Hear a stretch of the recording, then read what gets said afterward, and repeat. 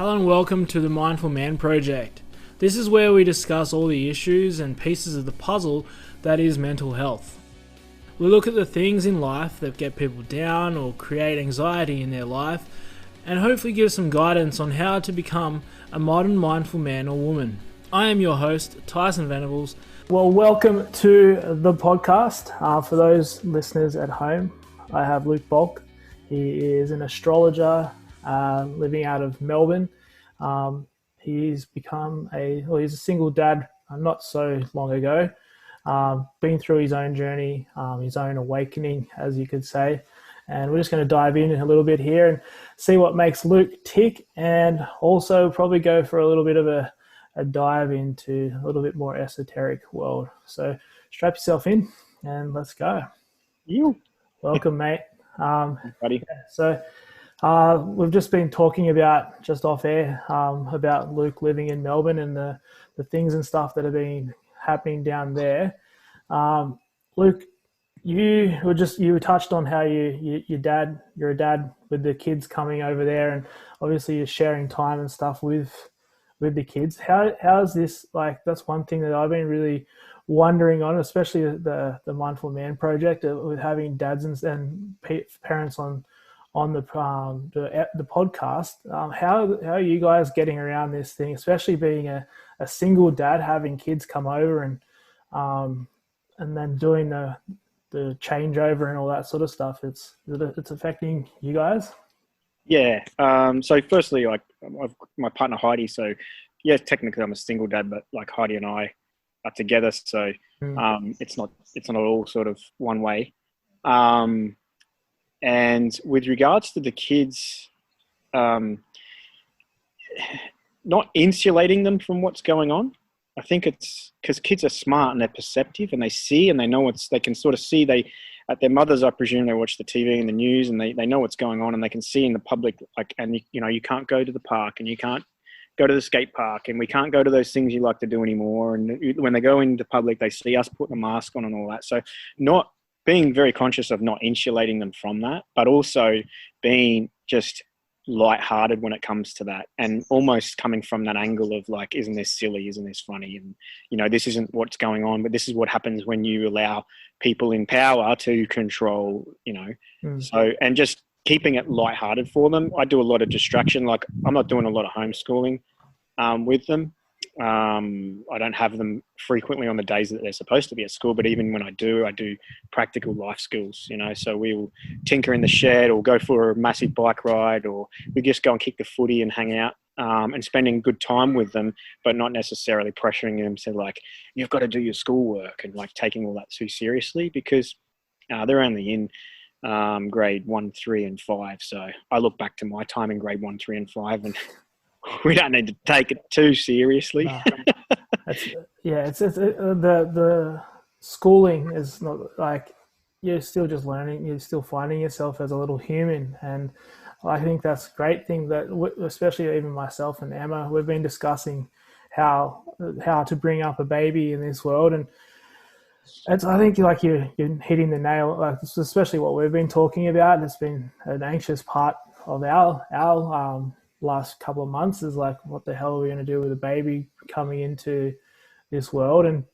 But yeah, like, teaching the kids life skills and showing them what life's about outside of the curriculum. If you want to go down that road, we can go down that road as well. So it's like, it's like I know myself, when I was at school, like I excelled at school, but they're all subjects that at the end of the day, I didn't really need to use. They've helped me at this time, because it's actually allowed me to hold my weight in some discussions I've had, because a lot of people don't understand. I for myself, like, I was what I've actually done. So people want to come into that thing, but it's like circling back to the kids. The kids, obviously they're the future of, and if you go into that scarcity mode and the scare, like and it's rightful that people are getting anxious and scared about what is happening, especially if they're buying into everything that they're digesting. And being able to, as a parent, like you said, just give them the real stuff, keep them real, and they're going to like continue to prosper without having to undo all this intergenerational trauma that we keep hearing about. Yeah, that's it. There's enough. They observe enough. They absorb enough anyway. So it's just not not trying to make out that it isn't any different than what it is, but also they sort of kids don't learn from what you tell them. They learn from like their experience and how you are. Mm. So I guess being around me, I don't really take any of this seriously at all. I certainly don't buy into the fear of it. I will respectfully cover my face just out of respect to the people that are in that state of fear, but not from a place of like, oh, come on, you have kids, like this is serious and we have to cover up our faces and things like that. Mm. So they get that perspective. And their mum's sort of similar in that respect, although she's probably watches a bit more TV than I do. And yeah, like I haven't seen any adverse effects with them at all. They are missing their friends and their social aspect of school. Mm. Not being able to go to their friend's house after school and things like that. Yeah. So it's just keeping them busy, and like it's good because you get to spend more quality time with them. And I'm spending a lot more one-on-one time with them and kicking the footy and riding the bike. And albeit they're like, oh, we're going for another ride. I'm like, yeah, don't you love going for a ride? We always go for a ride, Dad. I'm like, yeah, I wish my dad would have gone for some more rides with me. Exactly. Like that's the thing. I think that's one of the things, like, especially even when we were living down in Melbourne that first time around in the first lockdown. The first couple of weeks you walked out or most of the time in that first lockdown, you'd walk out into the park and there's dads playing cricket, they're riding around with their kids, and you never saw that. And I think that's been a beautiful byproduct of lockdown is once you kind of get over I guess it's easy for me speaking, being a parent, but it's like once you kind of get over that kind of like the head fuck of like, fuck, I've got my kids at home, like, and you actually realize it's a really great time to actually connect back with these beings that you actually brought into the world and actually allow them into your world and get to know a bit of their world. It's actually a really priceless time in history for you as a family, because then you can actually really enjoy what is happening. It's kind of, and I was talking to another dad the other on Instagram the other day, and he said it's really just kind of made him realize that this is the times that he was really taking advantage of. Like he was going to work and going out for dinners and stuff with all his friends, but now he's now having to spend time with his family, and he's loving it. Yeah, man, we're having a collective realignment to our values, and we have been putting our attention and energy and focus and vital force into things that at the end of the day don't fucking matter. We're just on the hamster wheel a lot of the time, just doing what we're doing, and we get busy being busy, and we forget to stop and smell the roses. So there's always a silver lining, and there's always opportunity in any circumstances, and to be able to see the opportunity now, which is, yeah, we get to spend more time together, and we get to spend more quality time together, and not being like upset and sad at like everything that's going on in the outer realm. It's like, okay, well, what can I control? I can control my being state in this moment, and I can control how much time I give to my kids and the focus I give them and what we do. And like you said, I've seen way more. I mean, now that we've gone to this stage 4, it has dropped off quite a bit, because I think people are a bit like, I don't know how to be outside. Yeah, but up until that point, like, man, the parks, I've never seen the parks that busy around here. There's about 3 or 4 parks close by, and they're just packed with mums and dads and kids and footballs and bikes and all sorts of things. And it's like, you know what? And even walking along the beach and the Esplanade, way more people than you normally see. And I just like you, I'm like, you know what? This is the byproduct of what's going on, and it is our ability to realign to those things in our life that are where our values lie. What's the point of climbing the corporate ladder and working your butt off? You've got to stop sometimes and go, what am I doing this for? To create family and to create a nice home environment and to create security. And it's like, well, we missed the opportunity. Like, we're busy flat out all the time, and we're climbing that corporate ladder, and then next thing we turn around and we're at our son's 18th birthday, and we're like, wow, how did that happen? Yeah, exactly. Yeah. I think I completely agree, and it's like it's really shown, I think, a lot of people who have been doing that, and they've realized, oh shit, like there's there's this all this time's just really passed me by, and I've got a 12-year-old kid, and I don't actually even know how to talk to that person. And it's been, I honestly think it's been a great magnifier, and also to show people like this, like, yeah, the simple things are the best things in life. And that's really what drew us up here, is like the simple places, like the simple things, like the places where we actually really want to be, like the places you go for where people go for holiday. Like normally we'd come up here for a holiday, so why not live in a place where you go for holiday? It's like, if you have to take a holiday from the place you live in because you're in the rat race, then like you're not living. You're not in a state of, like you touched on, you're not in a state of being. You're in a state of doing. And we're human beings. We're not supposed to be human doings. That's it. And if we're not, if we're not regularly checking in with that, and seated in that being, like you've done the 1 GM meditation and stuff with Dan, I believe, yeah. And so you're across it, and like once you start to really realize that when you're sitting in that state of being, everything else like just kind of shifts out, and it doesn't affect you. You're not reacting to those situations, and especially coming into these times now where it's really quite easy to get really quite upset and really quite infuriated, and we end up in victimhood. We become a victim of our reality instead of the creator of it. We're a victim of it, and when we get into that place, we get insecure and in a state of instability. And it's easy then to point the finger out and then become very disempowered by what's going on. Yeah. And when we're in a state of disempowerment, we're going to look to an external source of authority or control to feel secure and feel empowered. Yeah. And it's a false construct, because ultimately you are responsible for yourself. Absolutely.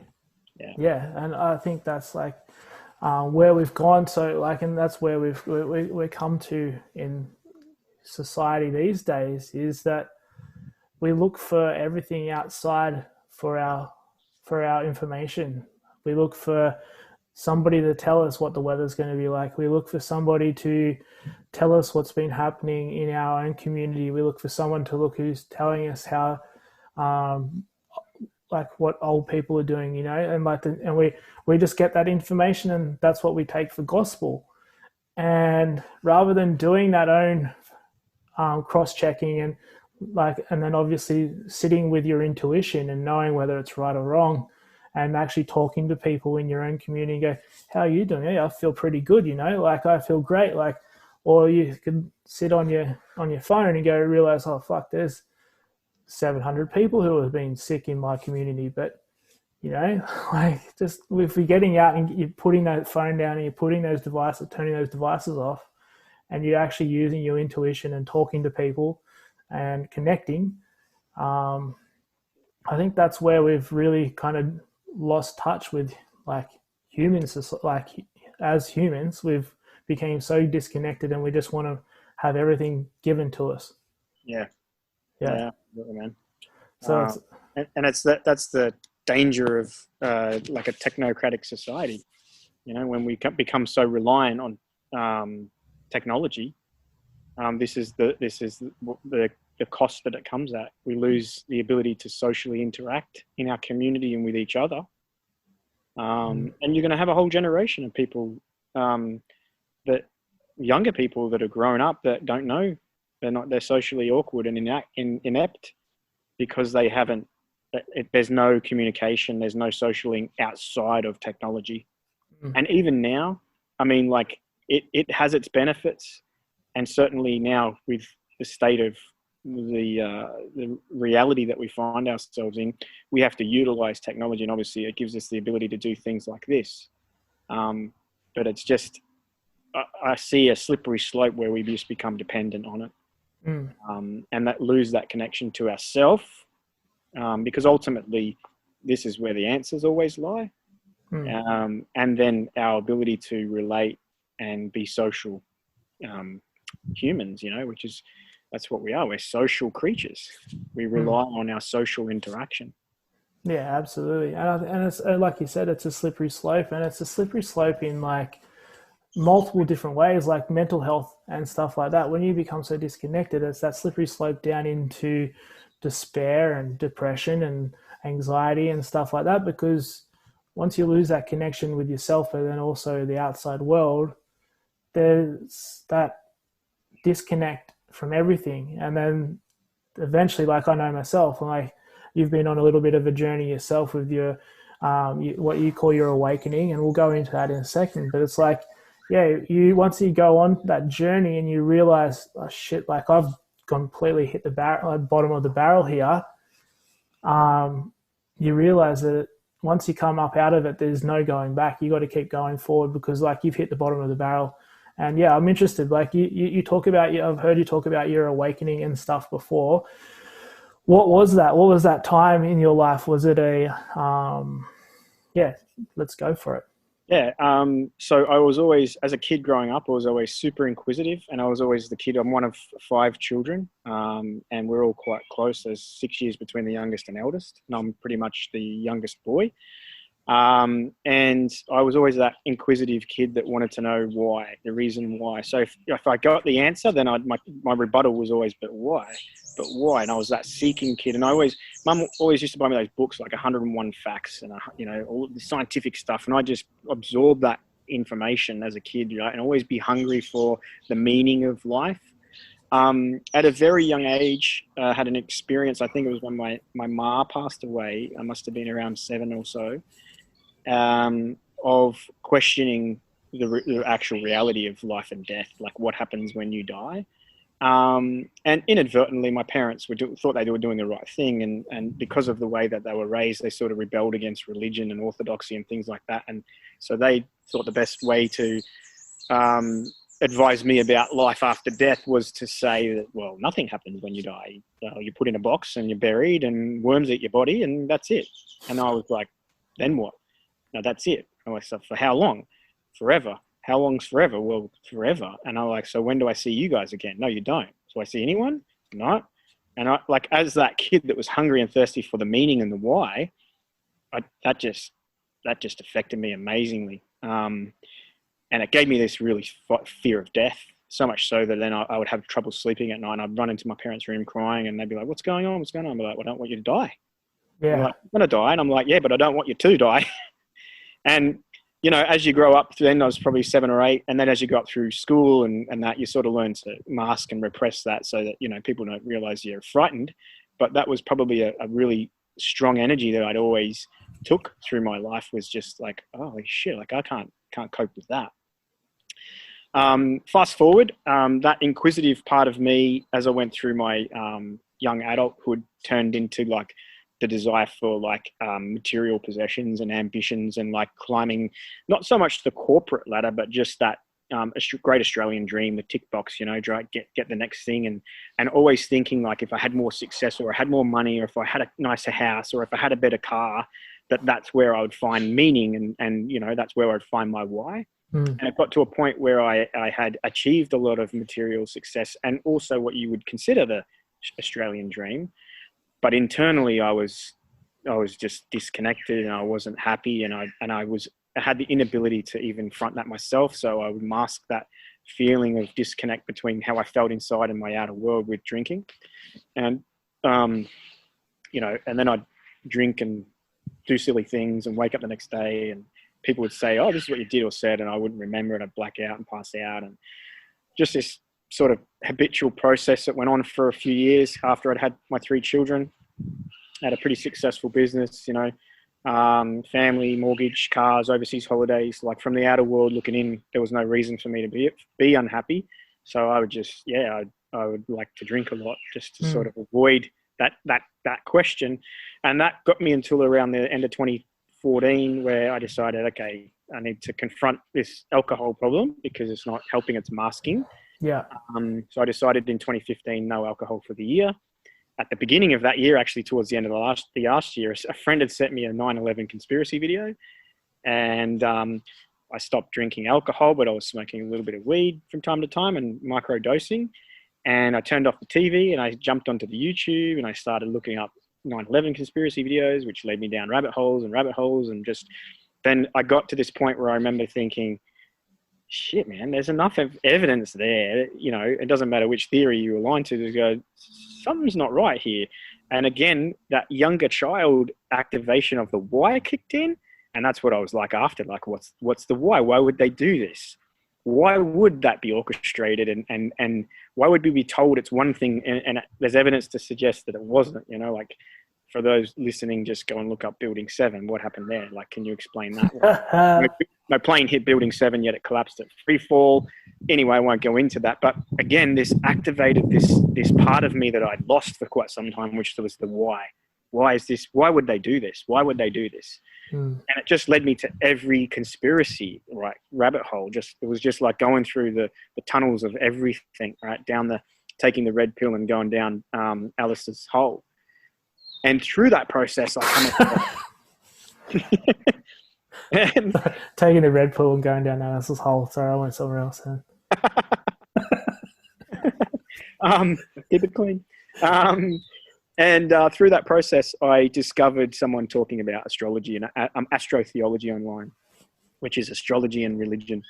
And I was raised atheist. You know, I didn't have a belief in any religious or God or anything like that. It was pretty scientific perspective on reality, you know, like went along with that mainstream narrative. But then this guy I discovered online, Santos Bonacci, an Australian guy, he started putting videos up about astrotheology, and it just resonated with me, his delivery style and the way he would describe, and he also described our reality from that perspective as well.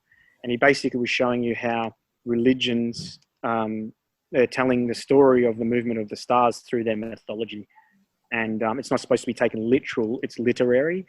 And it was just like, whoa, hang on. So I just then, at that point, I knew I was a Virgo. And I had some Virgo traits, but other than that, I really didn't look much into astrology. And we get what the crappy shit in the magazines, the horoscopes and paper, and it's easy to dismiss because it's non-specific, it's non-generic and very generic. And so I looked into it more, and I found somewhere online where you could cast a birth chart. I didn't even know what that was, and then it had this basic interpretation on that. And I must have spent about a month reading my own birth chart, and was just not the interpretation, but someone else's generic version of what that would be. And even that alone for me, where it was the why, you know, the why, I sort of found that, and I was like, finally, I have some understanding behind the why now for me. Why I am the way I am, why I like the way I do, why I take action the way I take action, why my goals have been the way, why I always felt like I was my own worst critic. You know, there were some astrological significations of that. And it just blew my mind right open. At the time, my ex-wife, which was my wife at the time, she was studying psychology through a university. And she was coming to profound insights into the human psyche, as you can imagine. And so was I. Yeah. I was doing it on an internet scholarship. Yeah. Google. Yeah. But I was coming to the same profound insight into the human psyche and characteristics and archetypes and those types of things by just looking into astrology. And it just, in a year where I was very clear-minded, I wasn't distracted by TV, I wasn't drinking at all. I lost 15 kilos that year.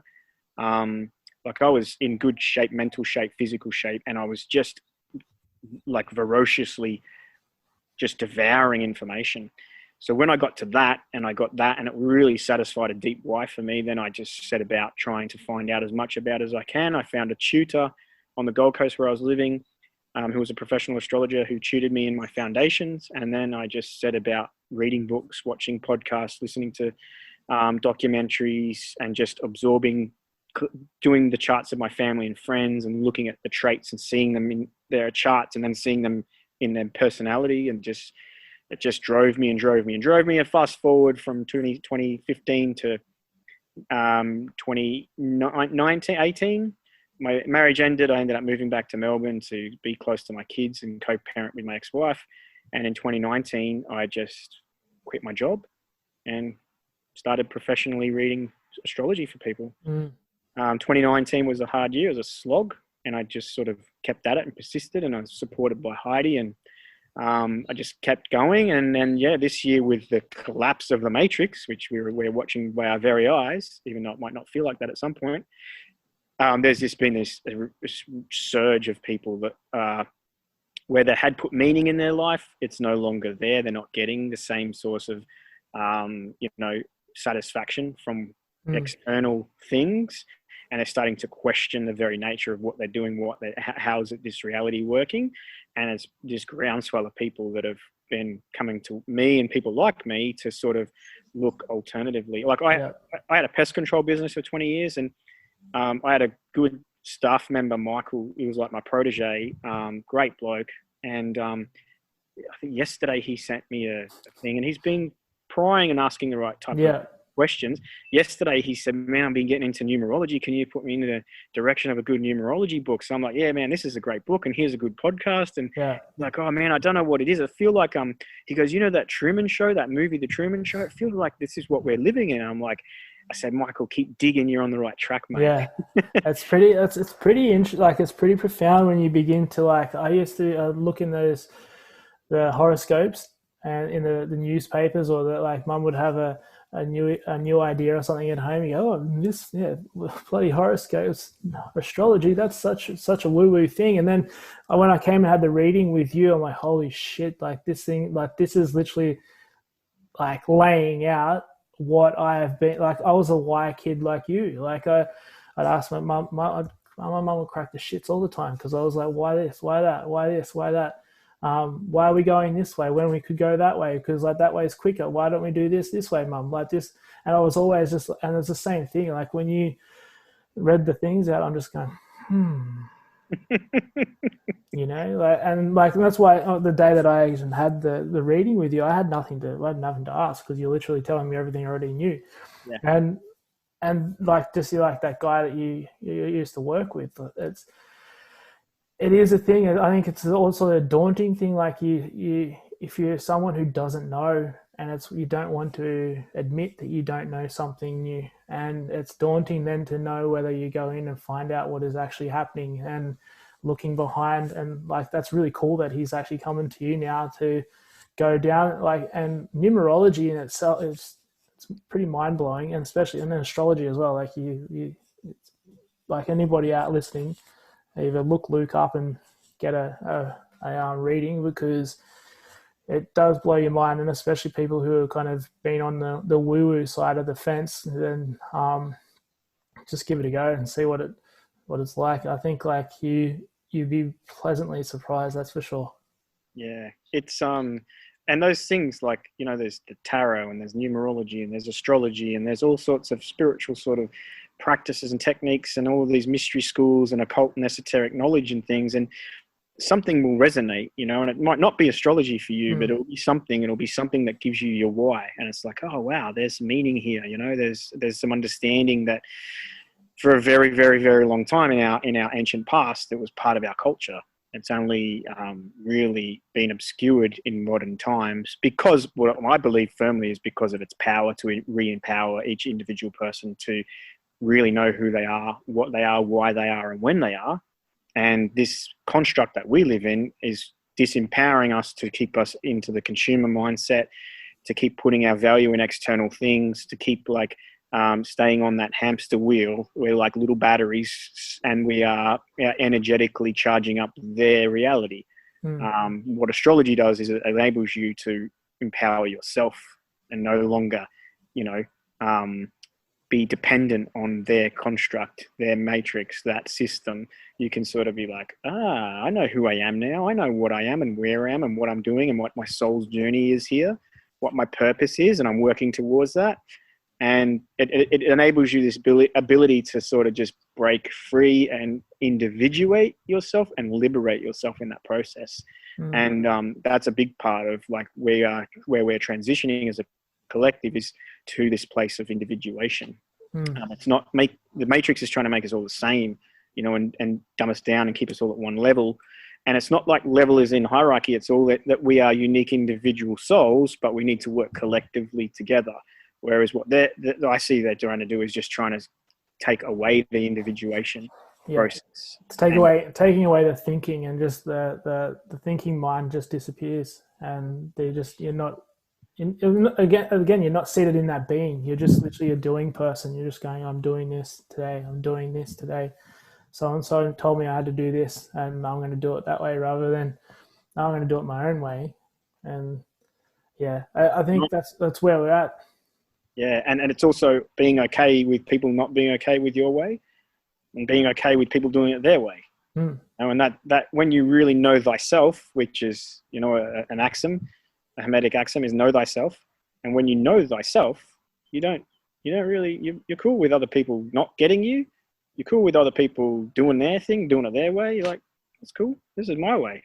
Yeah, I am the creator of my reality, and I can choose the way in which I'm going to front up and express my beingness and my self-expression in this world. And it's not dependent on you accepting it, liking it, validating it. It's just, hey, that's cool, man. I'm cool with people loving it. I'm cool with people hating it, whatever. Yeah, and that's the thing. It's like, it's even like you go back into the 60s, it was like that.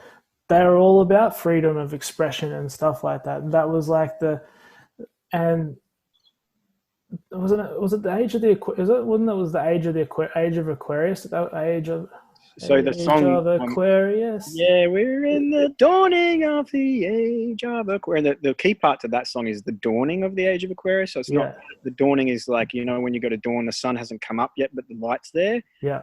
And this is what that song represents, is that we aren't quite in the age of Aquarius, but the dawning of it is happening. And that is enough to start waking up, because what happens at dawn, the sun comes up and you wake up. And we've been in the age of Pisces, and that's the dream realm, and that's separation of self from our true self, where we are lost at sea. We're the two fish swimming in different directions, and our reality is constructed by our belief system. And what's happened is this construct gives us the information. They control the information we receive, and that out of that information we formulate our beliefs, right? And then out of the beliefs our reality is created. So he that controls the information controls the beliefs, controls the reality. And it's like the biggest thing that anyone can do if they want to awaken is question their beliefs, because the beliefs is what's creating your reality. And if you don't like your reality and you want to change it, you have to have the ability to question everything you believe. And for me, what enabled me to do that was conspiracy. And that was the catalyst for me. It was the catalyst. The 9/11 conspiracy video was enough for me to go, something ain't right. And I questioned, and then I was able to eventually question everything, even the shape of the earth that we live on, which is a very polarizing topic. Yeah, that's a very polarizing. And again, I'm cool with people not being cool with me. I don't give a shit. And that's the thing. Like I remember sitting around on a bender with mates, watching those YouTube videos about 9/11, and that's one of the first. That was when I first started kind of wormholing as well. And you just watch, and we just sit there and be like, whoa, that's fucked up. And you ask, and then you begin to ask questions, and like, okay, cool. Like, even if people are making this shit up, like there's other people out there asking these questions, and whether they're right or wrong, I can listen to it and make this my own discernment. And you listen to the for and against as well. And that's the thing, is like where we're at the moment, there's people just listening to one thing, and that is it. And there's other people, one thing, this is it, but not actually listening to it and going, yeah, well, that's got a valid point. This has got a valid point. Let's find where that middle is. And it's actually weighing it up, so you're not so much watching the same shit all the time. Because that's the thing, is like, it's easy just to go down that hole and go, fuck, like I'm now just all this about this, and this is it, and you've got to listen to me, otherwise the world is going to die. But like, if you begin to kind of go, okay, cool, like listen to that, that's a bit of bullshit over there, over on the right. Let's listen to some left and go, oh, they're full of shit over there as well. Let's find what is actually really going on, and then you own it. Like, that's your belief system. Then you, like, when you own something, that is when you're actually going to feel good about yourself. When you're actually going to go, fuck yeah, like I've actually know what I'm talking about. I know what I'm doing, and I actually believe in what I am doing, rather than, or who I'm being, rather than who I'm being told to be. Yeah, yeah. You know? We've got to be mindful. We still also, what I believe is, we still also have to be able to question our beliefs. So even if Yeah, we have absolutely. new information and we have a new perspective, and now we have that belief, and this is our knowledge, and I'm owning it, you still have to hold space for that belief to be challenged. Otherwise, you back into that place again where you stay rigid and stuck. And it's easy to, what we do tend to do as well is, when we do have this belief, we tend to seek information that validates it. You know, so And, and it becomes that vortex. It's like, yeah. And then that is the spiraling sort of hole. And I do a lot of that with clients that are sort of on the conspiracy side, but awakening, but they can get stuck in those little vortex holes, you know, sort of bring them out. And one of my favorite sayings that I coined is, if conspiracy doesn't lead you to spirituality, then they're doing it wrong, you know, because that's the whole point of conspiracy, is to crack your conditioning and your belief system enough for you to open up to the possibility that you don't know what the fuck is going on. And now then I can go and seek for myself. And it's not like we all have to believe the same thing, but you have to find what it is for you that resonates and your meaning to life, right? And it can be different to everyone. And when you get into that place where you're cool with, hey, I have my meaning, and I'm okay with you not having the same, and I'm okay with yours one conflicting mine, whatever, that's fine. I don't need to be hell-bent now and making you believe what I believe. I can point the way, and I can ask questions, and I can offer advice if you ask, but at the same time, I can also let you go and say, that's cool, that's what you want to believe. And I've had an experience with that recently with a long-time friend on social media, with his perspective with what's going on. And I've encouraged him to question a few different things, but then I meet the wall, and it's like, that's cool, man, that's cool, you know, and just the letting go of that and be like, okay, it's not my responsibility to make you believe what I believe.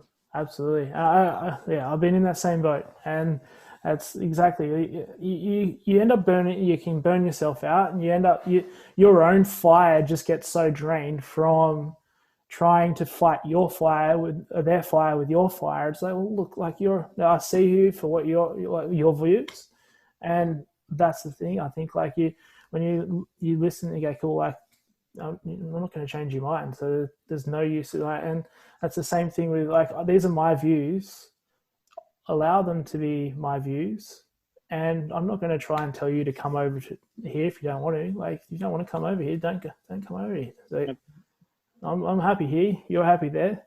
Okay, let's keep doing it, you know. But I think it's a pretty special thing once you start to kind of awaken, and whatever journey you've kind of been on, and however you've come through from it, when you begin to ask those why questions, that is definitely where your magic lies. And that's where you begin to see, like, Alice going down the hole, and you see the Mad Hatter, and you see everything for what it is. And it's pretty special. Yeah, absolutely. It changes your perspective on reality. And if you don't like the reality that you see, change the way you see it. Yet we are just constantly conditioned to only see it from a certain perspective. And once you break your conditioning and you awaken, and there are varying stages of awakening, and I don't think we ultimately ever fully awaken until we enlighten ourselves, and then we continue to awaken to the next level of reality, or whatever that idea is. But once you start to break that conditioning and awaken, then you realize, I have the power to choose the way I see this reality. That is the ultimate power. And it doesn't matter then the set of circumstances you're faced with. You are the creator of your reality. So I'm going to face it in this way. And no one then is at fault or responsible for your reality anymore, you know? Absolutely. And we're much more then, from a grounded place, we're much more effectual in actually changing the collective reality and helping change that collective reality. Yeah, because you essentially, you're leading with light rather than leading with darkness. You're this dark person just walking around, and like, if you can begin to lead with light and lead by example, then more people are probably going to be drawn towards your vibration, because you're operating at a higher vibration rather than this low, dense vibration that people can like sense what you're putting out. And if you've got that dense, angered energy or whatever is happening, or unsure energy, it's kind of like that timid pull away, like, I don't know about this person. And I think it's very empowering, like when for people who are unsure about themselves, is actually beginning to unravel that that other side, those asking those why questions, and yeah, definitely getting into the deeper meaning of who you are is the key to unlocking it. That's for sure. Yeah, for sure, man. I mean, for me, it was always like, what are we doing here? I remember even as a kid thinking, like, where am I? What am I doing here? What is the point of all this? You're watching people busy like ants doing everything around and just thinking, why are we all doing what we're doing? Who made this game up? Who said these are the rules, right? Yeah. It's an interesting thing, especially when you, like the other day I was having a surf and I was sitting in the surf and I literally just like, what the fuck, where am I? Like what am I doing? And like I was actually like, people are going to think people who might be listening to this, they're going to think I'm a fucking guy. But I just transcended where I was. Like I was water and just bobbing in the water, and I'm like, and then I just like, where the fuck did I just go for? Like, I don't know how long I was gone for, but I literally just became one with everything. And that is just once you realize that we are the chair that we're sitting on, where the leaves behind you, on my bathroom door, I'm the surfboard that I'm sitting on the water that I'm sitting in. That is essentially, once you've found that, you're like, fuck, I don't need anything else. Yeah. And that's, I think, too, what the system fears the most, because the system is designed on us consuming and giving our energy and wealth to the system for our value in things, right? And once you realize that you are everything, then you need fucking nothing. Well, everything and nothing. That's the thing. That's exactly right. Yeah. So, you're like, cool. Those things that we were grasping for, that we needed, was to fulfill us in some way. But when you realize that you are everything, then your cup is always full. Like, man, and you spend time like you that had that moment in the surf where you just dissolve into the nothing and the everything. And like now in the backyard, it's like, wow, man, what a beautiful day, and the sun shining through the trees and the birds. And it's just like you have that ability just to take that in. And we miss that because we're busy all the time and we're plugged in and we're needing to know what's the next thing and where is it and who's doing what. And we're in this state of like, and we got to stop and smell the roses and be like, shit, man, like I'm in a body. That's weird. It is. Yeah. And especially like when you become to take ownership, like a lot of the work I've been doing lately, especially with their classes and stuff online, is like really having people become more aware of who they are and how they occupy this big sack of skin and bones.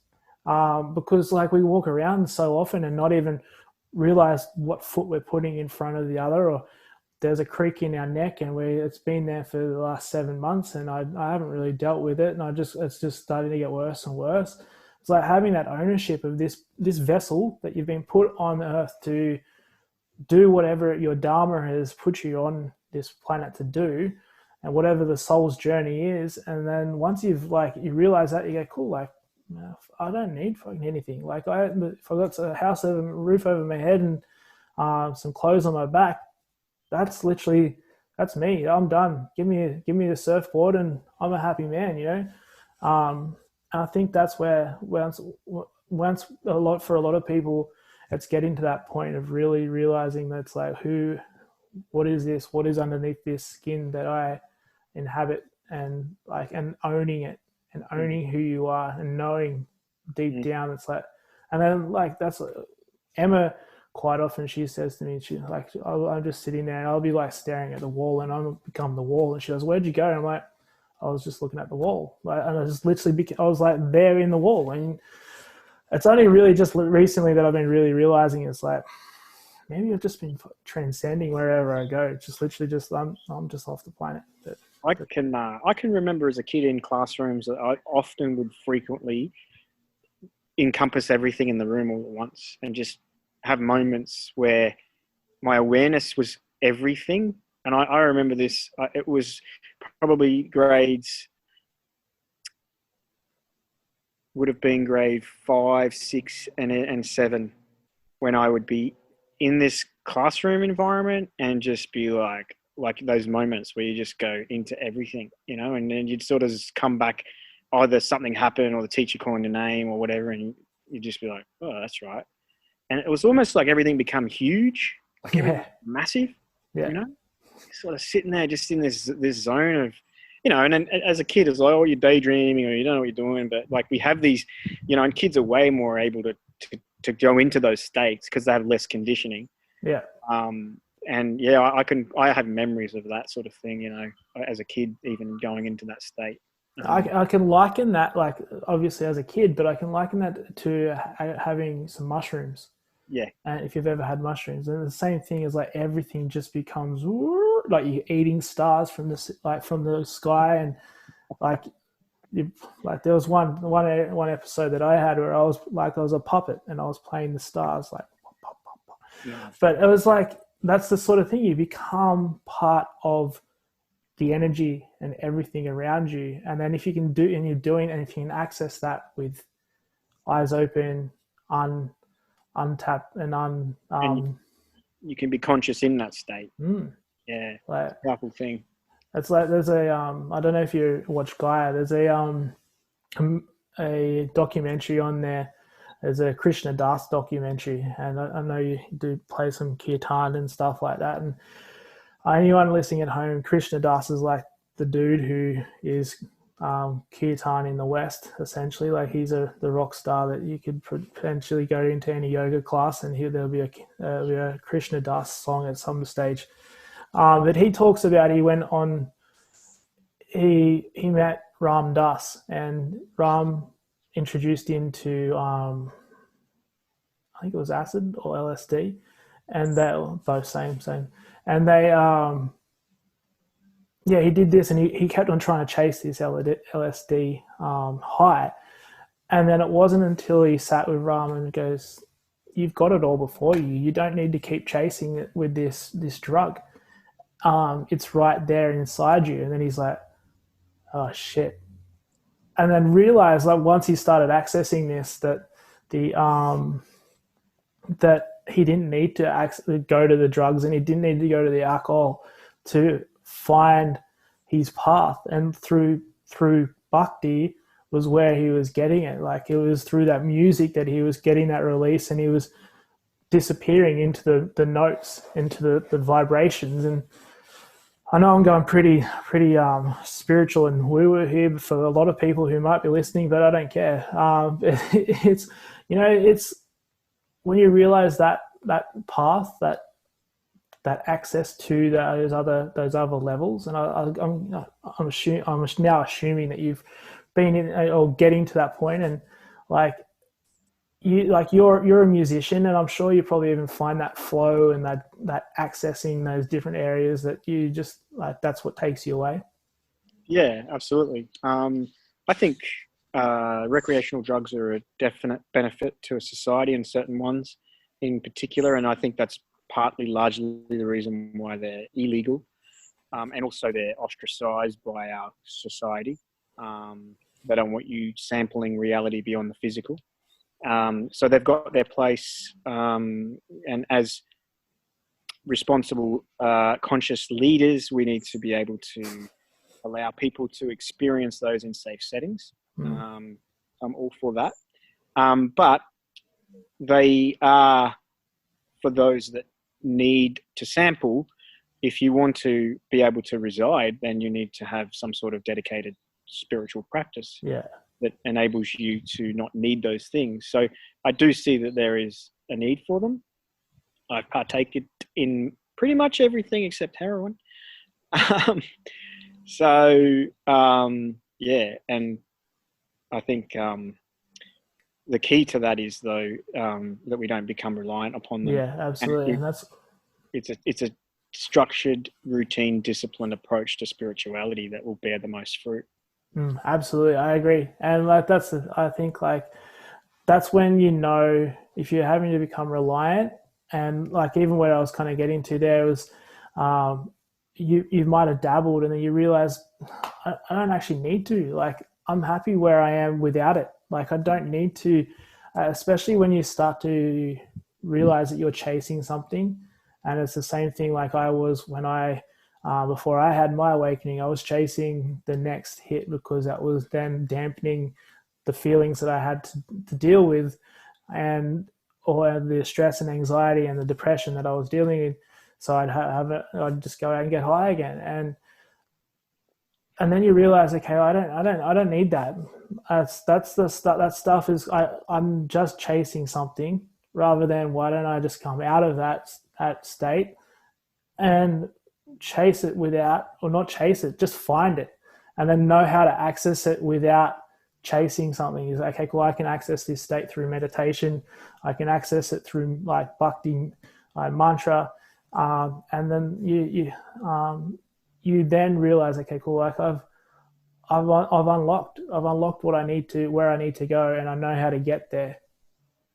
And then I think that's like you say. You keep saying it's like the matrix and the person in charge, whether it's one or two people up in the control room, like once you start to free think and you become free for thinking for yourself, there's some pretty potent information that you can unlock within inside your own mind and everything else that's out there. Yeah, every answer is within. Every single one. It's just the practices that we do that can put us in the state for us to be able to access them. Yeah, and it's going to be different for everyone as well. Yeah. For me, it was, and I've experienced this through meditation as well as through certain drugs.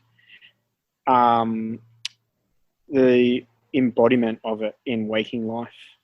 And it's when you have a sense of that feeling and that state that you can get into, then it's just the conscious embodiment of that, and those practices like yoga and meditation and bhakti and all those things, they help you. They're like these techniques to get there. And ultimately you want to be able to just, they're called practices because you to get good at something, you got to practice, but eventually you're that good at it, you don't need to practice anymore because you can just do it. Yeah, absolutely. Yeah. But the key is the practice. You got to have a practice to start.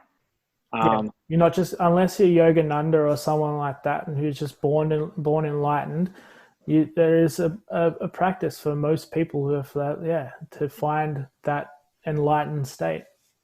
And the thing is too, once we as adults start to embody this as a collective more and more, we will then have the ability to alter the way in which we raise children and educate them to remain in their childlike state more frequently and not need them to conform to anyone else's idea or expectation of how they should be, which is where a lot of the issues come in, and have kids freely just be in that state. And we can develop their senses to be able to perceive the non-physical realm instead of putting them into like pretty much a concentration camp for 13 years where they're educated on repetition and left brain thinking and logical reasoning and answers and yes and no and I'm correct and I've got an A sort of thing. Yeah.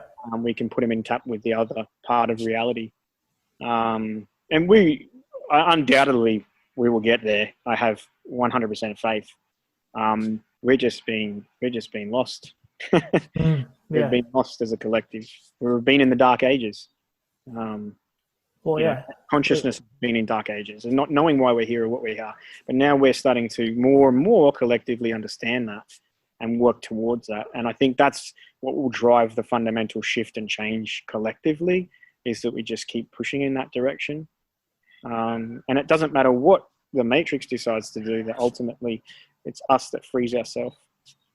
I agree. And I think that's like, even with the censoring and stuff that's happening online, and people kind of getting like pissed off and stuff about the Facebook. Like I've removed myself from Facebook. I wasn't getting information from there anymore. Like I was just getting shit, and I wasn't. I'm pretty close to removing myself from Instagram as well, because like you can't get truthful stuff there unless you like or you can, but like it's getting removed, and so there's You can go to websites, you can go to different places, like a decent, I'm not going to say Google search because I don't use Google anymore. For those of you out there who are still using Google, get off Google. They track everything that you're using, and check out maybe a Brave browser, or if you want to go deeper, Tor is another one. I probably shouldn't have said that, but I would. And anyway, but yeah, guys, like, listen, these little changes that you could potentially begin to make to then start to free yourself from the monotony of what is actually happening out there. That's one thing that I really want to try and get across from today's podcast, is just making small changes in your life. The removing yourself from certain situations where you're continually getting a backlash of people, like, and you're having to defend your position, like own your position. Like Luke said, is like, you can allow that person to tell you what they want, but then go, okay, I see your point of view, I honor that, but this is my point of view, and move forward. Because that's, at the end of the day, it becomes draining, especially if you're having to defend your position to 7 or 8 different conversations. And then just, yeah, like I with the Google and stuff like that, is I listened to a podcast the other day, Paul Check. He's one of my teachers, and he's this 67-year-old woke dude who's like sat with multiple different shamans and done all this other spiritual work. And he has he, on his podcast, they were outlining a bunch of different stuff that you could do just to untap from the source of the information that is being fed to people, and actually then becoming more inquisitive. And one thing they mentioned was like getting off Google, removing yourself from those people like the Facebooks and the Instagrams, and who are dictating what goes where, switching off, like you said, switching off the television, and being inquisitive into the why on what you actually really feel. I think that's like some really big takeaways for today. Anyway, that's for sure. Anything you want to add? Get your chart done. Yeah. Well, there you go. Yeah, absolutely. Like, and that's the other thing. Get in contact with Luke to get your chart done, because when you actually then get in touch with where you sit in the astrological chart and how your chart reads for you, whether you believe it or not, there's going to be something that probably will resonate with you, and you're going to go, okay, cool, like that. You can then start to look into the different areas of the chart that Luke will run you through, that essentially, okay, cool, like he's mentioned something here. Oh shit, that actually makes sense. And that's one really big thing that I really took away from it, is like, mentioned a couple of different of the houses, and I just went away and looked at them because I wanted to be the why guy, and I was like, oh yep, that's it. And I was, so get your chart done. Anything else you would want to add in there, mate, for people that TV off, turn the TV off, drink plenty of water. Yes. Don't be hard on yourself. Question your beliefs. Be curious again with reality. Be curious. We've forgotten that curiosity of just like searching and seeking and not needing to find anything anyway. Sometimes just curiosity, and that ability to just take in information and not necessarily be like, we've got to be careful, because the ego likes to inflate itself with knowledge and information, and then it becomes this parrot that just wants to spew it out at people and facts and things like that. So you've got to be careful not to feed it too much information. Meditation, there's 8 billion people on earth, and there's 8 billion different ways to meditate. Find a way that works for you. If you're one of those people that's tried it and it doesn't work, it's because you're doing it wrong. You haven't found your way to do it, and it's going to be different for everyone. But what it needs is exploration and curiosity, and try different things, and all of a sudden you'll get a meditation practice, and you'll be like, wow, this really resonates. I can do this. For me personally, it was a very structured, very disciplined, set routine, ritual, meditation, breath work, visualization that I would do at 5 a.m. every morning. I did it for a year solid to just get me into that place. Like you said, it's practice. It's still a practice. You're not going to be good at it the first time you do it. It's like repetitions in the gym. You're not going to be able to do 10 pull-ups in the gym in the first session you ever jog, unless you're an absolute freak. It's the same thing. You're not going to get that complete. Yeah. It's compound interest. So it's a cumulative effect. And you can't just do it once and be like, oh, I didn't feel anything. Mm. You do it once every day for a year, and I guarantee you, you're going to be living a completely different life. And I think also I've discovered with people, obviously teaching meditation to them, is the eyes open experience. Or if you are meditating, eyes open, but the experience outside of the meditation, like you might be someone who blows up at someone in traffic, but normally now you just kind of just cruise along and someone cuts you off, you're like, there you go, it's your lane now, mate. And rather than just getting on the horn, and that's something to go, oh, actually meditation might actually be working. I may not be able to shut the voices and everything off going into my head, but you're not supposed to anyway. That you just allow them to come and you keep bringing yourself back to whatever you practice you're doing. And I think that's where a lot of people kind of misconception also with their meditation practices, they want to quieten the mind, but it's not so much about quietening the mind, it's allowing the mind to have rest in between those pieces of noise. Yeah, otherwise we get really hard on ourselves because we can't do it. Yeah. And then we're self-defeating behavior, and then we quit because it's too hard. Yeah. So I love that meditation, water, sun. Get some sun. Sun's amazing. Look at it. Your skin's like changed color in this last hour. The sun is right on you. It's right on you. It's right on me. It's beautiful. You don't get much sun in Melbourne, so when you do, you're like, come on, buddy.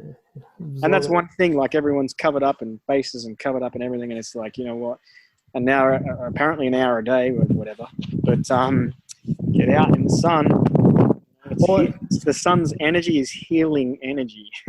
Well, in Ayurvedic, they would say get out at the dawn and also at sunrise, sunset. So when the sun is at its lowest in the sky, that is probably the best time of the day to go out to get the best juice out of that beautiful, glorious, bright thing in the sky. So if you want to use your hour in Melbourne to go out and, or maybe if you're up early enough, you might be able to, oh no, you can't. It's 8 o'clock. You got to be out. I don't know. What's the curfew?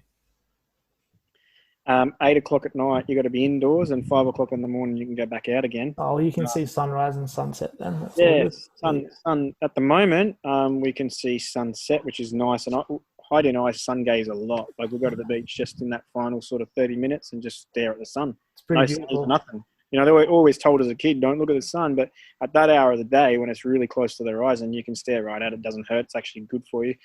And who knows whether they're going to continue this ridiculousness into daylight savings times. I hope not, because I like going to the beach at 9:30 at night and watching the sunset. It's one of my favourite things to do in Melbourne. But if it's curfew at 8 o'clock, I'll be like, nah. That's enough for me, mate. I'm done, Dan. That's it, man. I'm out. Give me the helicopter. What I said, I've got a couple of options. One is a helicopter. I got a rich mate up in Queensland. I'm like, mate, come and get the helicopter. And if not, I'm going to drive up to one of the border towns area and just start digging and just dig my way out like the Great Escape, mate. And I've already got a few people who are like, we're coming with shovels. So where there's a will, there's a way. Yeah. There's a lot of bush up there that's not covered either. So you'd be pretty sweet up through that Alpine Way in summertime. Just go jogging across the border, I could imagine. Yeah. Hopefully we don't need to. Hopefully enough people awaken and we can make some transitions to a sane society. Yeah, I think hopefully sanity will prevail very soon, mate. And if not, hopefully a lot of people are listening to this podcast and they're taking something away from it. Thank you for your time today. Excuse me, mate. Thanks for having me. Thank you. Cheers, bud. Oh, wait.